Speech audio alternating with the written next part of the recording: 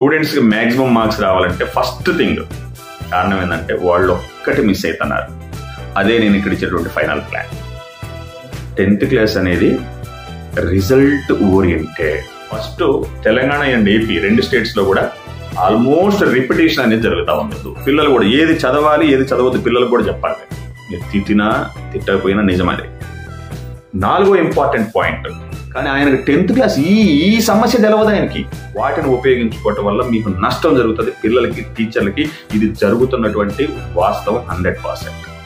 10th class exams కి prepare అవుతున్నటువంటి students కి, అదేవిధంగా ప్రిపేర్ చేస్తున్నటువంటి టీచర్స్ కి తెలంగాణ అండ్ ఏపీ రెండు స్టేట్స్ లో కూడా తెలుగు సబ్జెక్ట్ నుండి మొదలు పెడితే సోషల్ స్టడీస్ వరకు కూడా ఈ వీడియో చాలా చాలా యూస్ఫుల్ గా ఉండబోతా ఉంది. థంబ్నెయిల్ పైన మీరు ఆ టైటిల్ చూసే వచ్చారు. 10th class plan for maximum marks. 10th class students కి మ్యాక్సిమం మార్క్స్ రావాలంటే ఎటువంటి ప్లాన్ ఎగ్జిక్యూట్ చేయడం ద్వారా టీచర్స్ అండ్ స్టూడెంట్స్ కి మంచి మార్క్స్ తెప్పించవచ్చో ఈ వీడియోలో నాకున్నటువంటి ఎక్స్పీరియన్స్ అని షేర్ చేసుకోబోతా ఉన్నా. సో నేను చెప్పేది చిన్న విషయాలు అయినప్పటికీ అవి మిస్ అవుతున్నారు టీచర్స్ కొందరు, స్టూడెంట్స్ కూడా. అందువల్లనే మార్క్స్ మిస్ అవుతా ఉన్నాయి. ఫస్ట్ ఒక ముఖ్యమైన పాయింట్ చెప్తా. మనం ఒప్పుకోకపోయినా ఒకటి మాత్రం నిజం, స్టూడెంట్స్కి మ్యాక్సిమం మార్క్స్ రావాలంటే first thing students better performance చేయాలంటే రెండు విషయాలు ఉండాలి. మొదటిది, బ్రైట్ స్టూడెంట్స్ అనేవాళ్ళు దొరికినప్పుడు ఆ టీచర్ చాలా అదృష్టవంతుడు. ఎందుకంటే తను పడ్డ కష్టానికి పిల్లలు రిజల్ట్స్ తీసుకురాగలుగుతారు. ఇది ఒకటి, దొరకటం అదృష్టం. సరే, నేను ముఖ్యమైన విషయం ఇది పాయింట్లోకి వస్తా. రెండవది, మంచి రిజల్ట్స్ రావాలంటే బ్రైట్ స్టూడెంట్స్ ఉండటమే కాకుండా ఇంకొక ఇంపార్టెంట్ కూడా ఉంది. టీచర్ ఎక్స్పీరియన్స్డ్ అయి ఉండాలి. Teacher experience teacher will create miracles. అద్భుతాలు సృష్టిస్తారంటే ఏమాత్రం అనుమానం లేదు. అందుకే మీరు ఎక్కడ చూసినా సరే 30 years ఎక్స్పీరియన్స్, 20 years ఎక్స్పీరియన్స్ ఇట్లా టీచర్స్ కింద వాళ్ళు పెట్టుకుంటూ ఉంటారు. మూడవ ముఖ్యమైనటువంటి విషయం, టీచర్కి సబ్జెక్ట్ పైన గ్రిప్ కూడా ఉండాలి. సబ్జెక్ట్ అనేది నాకు తెలిసి మ్యాక్సిమం మార్క్స్ రావటంలో నేను 3వ స్థానంలో పెడతా. ఫస్ట్ బ్రైట్ స్టూడెంట్స్, రెండవది ఎక్స్పీరియన్స్, మూడవది సబ్జెక్ట్ పైన కమాండ్. ఈ 3 సీరియల్లో ఉంటాయి. ఇది ఉన్నా ఇది జరిగినా ఈ 3 కండిషన్స్ అమలైతన్నా స్టూడెంట్స్ మార్క్స్ తెచ్చుకోవట్లేదు. చాలా చోట్ల టీచర్స్ చాలా డిసప్పాయింట్ అవుతున్నారు. కారణం ఏంటంటే వాళ్ళు ఒక్కటి మిస్ అవుతున్నారు. అదే నేను ఇక్కడ ఇచ్చేటువంటి ఫైనల్ ప్లాన్. ఆ ఒక్క విషయాన్ని సరి చేసుకొని చూడండి. మీ పిల్లల కష్టం, మీ ఎక్స్పీరియన్స్, మీ సబ్జెక్టు, ఫైనల్గా 10th క్లాస్ రిజల్ట్స్లో పిల్లలు ఇచ్చేటువంటి మార్క్స్ మీకు మస్తు మజానిస్తాయి. విత్ మై ఎక్స్పీరియన్స్ మాటలు అనుభవాల ద్వారా చెప్పాలి. ఉత్తగా చెబితే అది రాణించదు, మీకు తెలిసిందే. ఫస్ట్ మీరు చూడండి, ఫస్ట్ ఒక పాయింట్ చెప్పి మనం లోపలికి వస్తాం. ఇంకోటి, 10th క్లాస్ సిలబస్ చదువుతున్నటువంటి స్టూడెంట్స్కి కానీ సబ్జెక్ట్ హ్యాండిల్ చేస్తున్నటువంటి టీచర్స్కి కానీ ఎప్పటికి కంప్లీట్ చేయాలి సిలబస్? ఎప్పటికి కంప్లీట్ చేయాలి? డిసెంబర్ ఎండింగ్ లోపల ఎట్టి పరిస్థితుల్లో సిలబస్ కంప్లీట్ అవ్వాలి. అంటే జనవరి, ఫిబ్రవరి, మార్చ్ 3 months ఆల్మోస్ట్ ప్రిపరేషన్ కోసం ఇస్తారు. ప్రిపరేషన్ కోసం. సో ఆ ప్రిపరేషన్ కోసం ఇచ్చారంటేనే మీరు ఒకటి అర్థం చేసుకోవాలి, సిలబస్ ఎర్లీగా కంప్లీట్ చేయమని అర్థం. సిలబస్ ఎర్లీగా కంప్లీట్ చేయండి. అదే 9th క్లాస్ సిలబస్ ఏప్రిల్ వరకు కంప్లీట్ చేసి 10th క్లాస్ సిలబస్ అంత సమానంగా లేదా అంతకంటే ఎక్కువ సిలబస్ని 4 నెలలు ముందే కంప్లీట్ చేయమంటుందంటే మీరు ఏం అర్థం చేసుకుంటున్నారు? 10th క్లాస్ అనేది result oriented. Please note this point. 10th class అనేది రిజల్ట్స్ కోసం. 9th క్లాస్ వరకు నీకు సబ్జెక్ట్ ఉంటే ఫుల్గా సబ్జెక్ట్ పిల్లలకి ఇవ్వు. కానీ 10th క్లాస్లో మీరు సబ్జెక్టు ఇవ్వటంతో పాటుగా నేను ఒక రకంగా చెప్పొచ్చేది ఏంటంటే, సబ్జెక్ట్ ఇవ్వటం కంటే కూడా నా దృష్టిలోనైతే ఇక్కడ పిల్లలకి రిజల్ట్ తెప్పించడం మోస్ట్ ఇంపార్టెంట్. 9th క్లాస్ వరకు ప్రతి టీచర్కి నా రిక్వెస్ట్ ఒకటే, మీకు కావాల్సినంత సబ్జెక్ట్ పిల్లలకి డెలివర్ చేయండి. 10th క్లాస్లో కూడా డెలివర్ చేయండి. కానీ ఇక్కడ నేను చెప్పొచ్చేది ఏంటంటే, రిజల్ట్స్, ఎగ్జామ్స్ దృష్టిలో పెట్టుకొని టీచింగ్ చేయడం చాలా చాలా ఇంపార్టెంట్. ఎగ్జామ్స్ దృష్టిలో పెట్టుకొని టీచింగ్ చేయండి. ఇది మిస్ అవుతున్నారు. అంటే ఎగ్జామ్స్ దృష్టిలో పెట్టుకొని టీచింగ్ చేయటం ఎలా అనేది మీరు జనరల్గా డౌట్ వస్తుంది. ఎగ్జామ్ పెట్టుకొని కాకపోతే ఎట్లా చేస్తాను అంటారు కదా. ఎగ్జామ్స్ దృష్టిలో పెట్టుకొని ప్రిపేర్ చేయటం పిల్లలు కూడా ఎగ్జామ్స్కి ప్రిపేర్ అవ్వటం అంటే ఎలాగంటే, ఫస్ట్ తెలంగాణ అండ్ ఏపీ 2 స్టేట్స్లో కూడా, ఏపీలోనైతే ఎప్పటి నుంచి 100 మార్క్స్ క్వశ్చన్ పేపర్స్ ఉన్నాయి, తెలంగాణకు కూడా ఈ సంవత్సరం నుండి మనకి 100 మార్క్స్కే క్వశ్చన్ పేపర్స్ వస్తూ ఉన్నాయి. టీచర్ స్టూడెంట్ కూడా తప్పనిసరిగా నేను ఫస్ట్ మ్యాక్సిమం మార్క్స్ స్టూడెంట్స్కి రావాలి అంటే ఫస్ట్ ఏంది అంటే క్వశ్చన్ పేపర్ బ్లూ ప్రింట్ దగ్గర పెట్టుకొని దాని ప్రకారం పిల్లలకి టీచింగ్ చేసిన వాళ్ళు మ్యాక్సిమం మార్క్స్ తెప్పిస్తారు. దాని ప్రకారం తెప్పించడం టీచింగ్ చేయడం ఏందనుకుంటున్నారా? ఇక్కడే మీకు చాలా ఇంపార్టెంట్. ఇప్పుడు ఇంతకుముందే చెప్పుకున్నాం, experience is very very important అని. అదేవిధంగా మోడల్ పేపర్ లేదా బ్లూ ప్రింట్ అనేది కూడా చాలా ఇంపార్టెంట్ అని చెప్తా ఉన్నా. ఇది చూసుకున్న తర్వాత మీరు టీచర్స్ అందరూ, స్టూడెంట్స్ అందరూ కూడా ఒక బ్లూ ప్రింట్ చూశారు. ఇప్పటికీ ఫర్ ఎగ్జాంపుల్ మనకు వచ్చినటువంటి టెక్స్ట్ బుక్స్ చాలా సంవత్సరాలు అయింది. యాక్చువల్గా ఏపీలోనైతే రిపిటేషన్ ఉంది. టెక్స్ట్ బుక్లో నుంచి ఇంపార్టెంట్ క్వశ్చన్స్ ఏదైతే చెప్తున్నారో 10th క్లాస్ ఎగ్జామ్స్కి అవే వస్తాయి. మన తెలంగాణలో ఇంటర్మీడియట్ సిస్టమ్ లాగా ఆల్మోస్ట్ అవే వస్తాయి. ఫ్యాక్చువల్గా ఇస్తా ఉన్నారు. మ్యాక్సిమం టెక్స్ట్ బుక్ వెనకాల ఉన్న క్వశ్చన్స్ డైరెక్ట్గా వస్తూ ఉన్నాయి.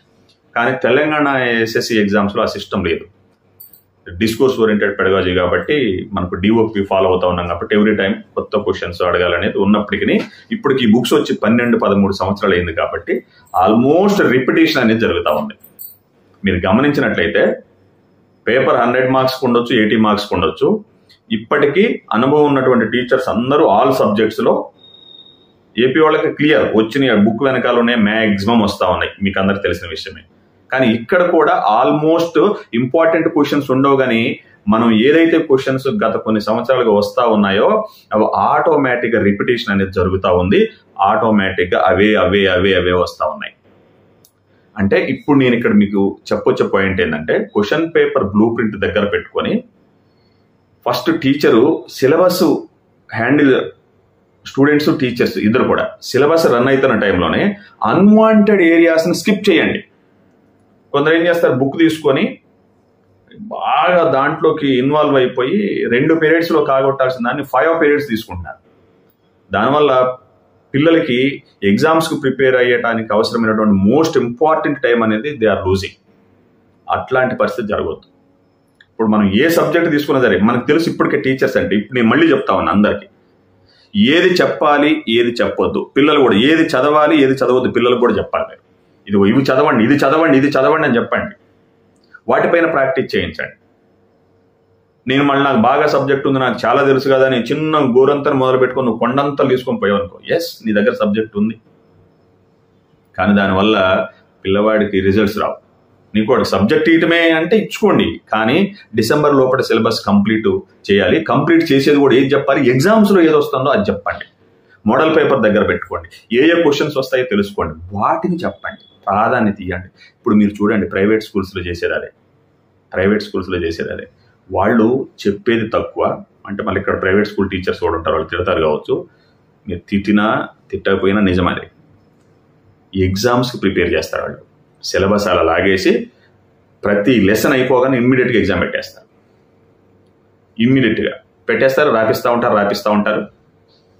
అంటే అది నేను దాన్ని ఎంకరేజ్ చేస్తానంటే ఇంకా మన దగ్గర గవర్నమెంట్ స్కూల్ టీచర్స్లో చాలా మంది ఎక్స్పీరియన్స్ ఉన్నారు, ప్రైవేట్ స్కూల్ టీచర్స్ కూడా ఎక్స్పీరియన్స్ ఉన్నోళ్ళు ఉన్నారు. మీరు అన్వాంటెడ్ ఏదైతే అనుకుంటారో మనకి సబ్జెక్ట్ ఉంది కదా అని మనం డైవర్ట్ అయిపోయి ఎక్కువగా డీప్గా పోవటం వల్ల 10th క్లాస్లో పిల్లలకి అన్యాయం జరుగుతుంది. సబ్జెక్టులు వాళ్ళకి ఇంకా వేరే టాపిక్స్ ఉన్నాయి, డిసెంబర్ లోపల సిలబస్ కంప్లీట్ చేయమంటాడు, మీరు చేయలేకపోతారు. మార్చి వరకు నడుస్తుంది, ఫిబ్రవరి వరకు నడుస్తుంది. బయట వాళ్ళకేమో సిలబస్ కంప్లీట్ చేసిందని చెప్పి స్లోగా నడిపిస్తూ ఉంటారు. దానివల్ల ప్రాక్టీస్ అనేది మిస్ అవుతూ ఉంటారు. సో నేను ఇక్కడ బేసిక్గా మీకు చెప్పేది ఏంటంటే, ఫస్ట్ ఇంపార్టెంట్ పాయింట్ ఇది చేయండి. ఏంటది, ఏవైతే వస్తున్నాయో వాటిపైన ఫోకస్ పెట్టండి. కొన్ని లెసన్స్ చాలా ఇంపార్టెంట్ ఉంటాయి. కొన్ని లెసన్స్ పెద్దగా వాటి నుంచి ఎగ్జామ్స్కి రానే రావు. వాటిని మనం త్వరగా కాగొట్టాలి. అంటే సిలబస్ స్కిప్ మనం చెప్పకుండా ఉండం, కానీ కంప్లీట్గా స్కిప్ చేయటం కాదు, త్వరగా లాగిచ్చేసేయాలి. ఈ లెసన్ పెద్దగా అవసరం లేదు, దీని నుంచి రాదు. ఒక్కోసారి ఇంపార్టెంట్ లెసనే ఉంటుంది, కానీ అందులో కొన్ని పారాగ్రాఫ్స్, కొన్ని ఏరియాస్ ఉంటాయి, అవి అవసరం లేదు. వాటిని అలా టచ్ చేసుకుంటూ ముందుకెళ్ళాలి. ఎక్కడైతే అవసరం ఉంటుందో దాన్ని పట్టుకోవాలి. ఇది ఇంపార్టెంట్, ఇది ఇంపార్టెంట్, ఇది ఇంపార్టెంట్ అని చెప్పండి, పిల్లలకి చెప్పండి. పిల్లలు అవి నోట్ చేసుకోవాలి. పిల్లలు కూడా సార్ ఏదైతే ఇంపార్టెంట్ చెప్పాడో దాన్ని చూసుకోవాలి. మీరు గత 10 సంవత్సరాలు క్వశ్చన్ పేపర్స్ దగ్గర పెట్టుకుంటే అసలు ఎవరికైనా అర్థమైపోద్ది ఆ మ్యాటర్. లేదా ఎక్స్పీరియన్స్ టీచర్స్ తోటి మీరు కూర్చొని చర్చించుకొని, టీచర్స్ అందరికీ ఏం ఇగోలు అవసరం లేదు. ఎవరైనా మనకు ఒక సబ్జెక్ట్ మనం చెప్తా ఉన్నాం, 10th క్లాస్ చెప్తా ఉన్నాం, మనకు రిజల్ట్ కంపల్సరీగా 9th, మనం ఇన్ని సంవత్సరాలు కష్టపడ్డాం, పిల్లగాడికి మంచి రిజల్ట్స్ వచ్చి బయటికి పోతే స్కూల్కి మంచి పేరు వస్తుంది, పేరెంట్స్కి, పిల్లలకి, టీచర్స్కి అందరూ హ్యాపీగా ఫీల్ అవుతారు. దీనికోసం ఒక్కోసారి మరి టీచర్ కూడా ఇగోని పక్కన పెట్టి అవసరమైతే ఎవరు ఆ పూల్, ఆ గ్రూప్ ఫామ్ అవ్వాలి. టీచర్స్ అందరూ కూర్చొని ఏం చేద్దాం, ఎట్లా చేద్దాం అనేది ప్లాన్ చేయండి, చేసి చర్చించుకోండి. ఏ వస్తున్నా ఏవి రావట్లేదు అదొకటి తెలుసుకోవటం. ఇది ఫస్ట్ పాయింట్. వాటిని టీచింగ్ చేయటం, వాటిని నేర్పించడం, పిల్లల చేత వాటిని రాయించడం ఒక పద్ధతి.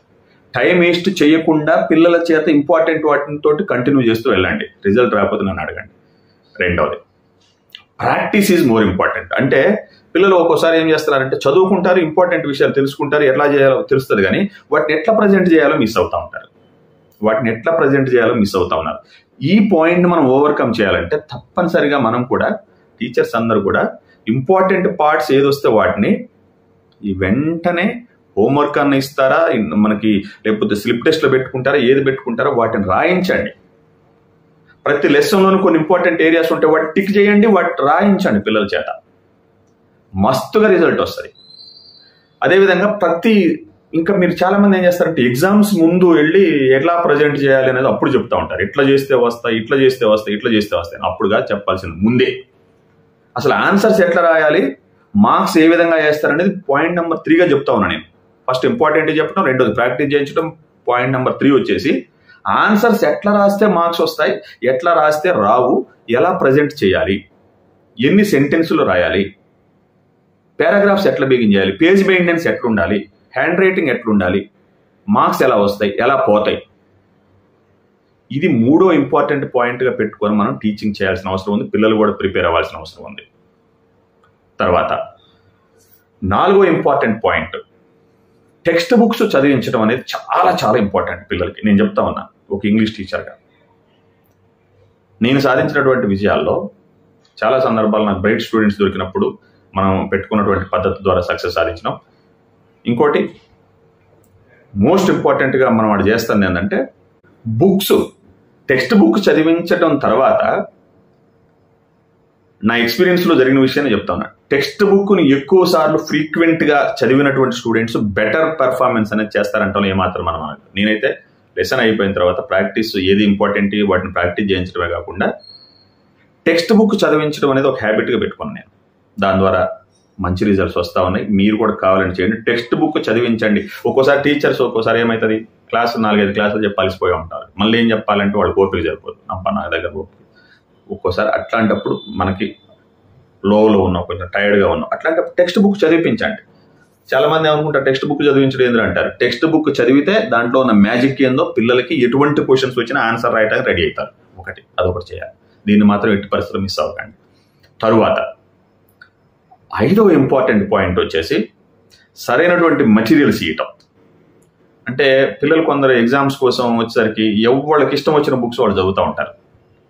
ఆ బుక్ రైటర్స్ ఎవరు ఉంటారో, ఆ పబ్లిషర్స్ ఎవరు ఉంటారో తెలియదు. వాడికి చాలా బుక్స్లో నేను చాలా సందర్భాలు చెప్తా ఉన్నా. అసలు కొన్ని బుక్స్ ఎలా ఉంటాయంటే ఆ బుక్ ఎవరో ఒకళ్ళకి ఇస్తారు చేయండి అని, ఆయనకి ఏదో అంటే ఇప్పుడు నేనేమంటున్నాను, ఒక డిగ్రీ కాలేజ్ లెక్చరర్ ఒక యూనివర్సిటీ ప్రొఫెసర్ని తీసుకొచ్చి 10th క్లాస్ బుక్స్కి నోట్స్ ప్రిపేర్ చేయించామనుకో, నేను ఆయన సబ్జెక్ట్ లేదంటే ఆయనకు మస్తు ఉంటుంది, కానీ ఆయనకి 10th క్లాస్ ఈ సమస్య తెలవదు ఆయనకి. ఆయన తీసుకొచ్చో లేకపోతే ఇంకొక ఆయన సంబంధం లేనోడిని ఏపీ అతను తీసుకొచ్చి ఇక్కడ తెలంగాణ బుక్ రాయించడం, తెలంగాణ తీసుకుపోయి అక్కడ రాయించడం, అట్లాంటి వాళ్ళు మస్తుగా ఉన్నాయి. అట్లాంటి బుక్స్ చాలా మార్కెట్లోకి వచ్చినాయి. అవి చూసుకొని పిల్లలు అవి ప్రిపేర్ అవుతున్నారు. వాటి వల్ల రిజల్ట్స్ రావు. సరైనటువంటి మెటీరియల్స్ అందుకోవటం, మీ సబ్జెక్ట్ టీచర్ చేత డిస్కస్ చేసుకోవాలి. ఏవి బాగున్నాయి, మన మెథడ్, మన స్ట్రాటజీ ప్రకారం ఇదిగో ఆన్సర్స్ రాసే పద్ధతులు ఇట్లున్నాయి, అది తెలిసిన ప్రిపేర్ చేసిన బుక్స్ కొన్ని ఉంటాయి. అటువంటి బుక్స్ ద్వారా మనం ముందుకెళ్ళాలి. తప్పితే ఏ బుక్ దొరికితే ఆ బుక్ స్టాల్కి పోయి తీసుకొచ్చిందల్లా పిల్లలకి ఇస్తే అత్యంత తీవ్రమైన నష్టం జరుగుతుంది. ఇది బాగా డ్యామేజ్ చేస్తుంది పిల్లల్ని ప్రతి సంవత్సరం కూడా. వాళ్ళు రాయాల్సిన పద్ధతి ఒకటైతే రాసింది ఇంకో తిరిగి రాస్తా ఉన్నారు, ఎందుకంటే వాళ్ళు అటువంటి బుక్స్ ప్రాక్టీస్ చేసుకొని. దానివల్ల మార్క్స్ అన్ని పోతా ఉన్నాయి. సబ్జెక్టు డెలివరీ చేయటం సాధ్యమైనంత వరకు అర్లీగా కంప్లీట్ చేయండి, ఇంపార్టెంట్ పాయింట్స్ని పెట్టేసి. క్వశ్చన్ పేపర్స్ మనకి ఇప్పుడు తెలంగాణలో క్వశ్చన్ పేపర్స్ మారాయి, 100 మార్క్స్ పేపర్స్ వచ్చినాయి. వీటిని ఏం చేయాలి, మీరు మార్కెట్లోకి అవైలబుల్గా ఉన్న ప్రతి క్వశ్చన్ పేపర్ ఎవళ్ళ పడితే వాళ్ళు సాఫ్ట్ కాపీలు రిలీజ్ చేసేసి వాట్సాప్ గ్రూపుల్లో వదిలేస్తా ఉన్నారు. వాటిని తగులుకొని పిల్లలకి ఇస్తా ఉన్నారు. ఓహో ఇట్లాంటి క్వశ్చన్స్ వస్తాయేమని వాళ్ళు అనుకుంటారు. ఎక్స్పీరియన్స్డ్ టీచర్స్ చేత అవసరమైతే మీరు, అందుకే నేను ఇంతకుముందు చెప్పింది, అది గ్రూప్గా ఫామ్ అవ్వండి.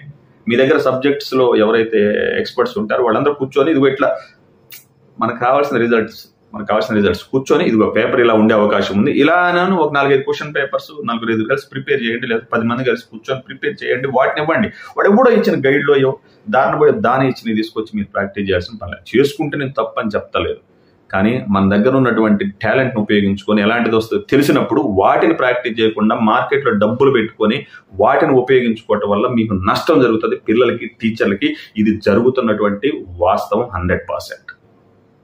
ఇలా చేసి మీరు ముందుకెళ్ళినట్లయితే తప్పనిసరిగా ఎర్లీగా సిలబస్ కంప్లీట్ చేయటం most important point. Don't forget. ఎర్లీగా సిలబస్ కంప్లీట్ చేసేసి ఆ రిపీటెడ్గా వచ్చే వాటిని, ఫ్రీక్వెంట్గా వచ్చినటువంటి వాటిని ఫ్రీక్వెంట్గా ప్రాక్టీస్ చేయించినట్లయితే అవసరం లేని వాటన్నిటిని స్కిప్ చేసి అవసరమైన వాటిపైన మోర్ ఫోకస్ పెట్టి మనకున్నటువంటి సబ్జెక్ట్ని యాడ్ చేసి ఎగ్జామినేషన్ పేపర్ ప్రజెంటేషన్ తెలియజేసి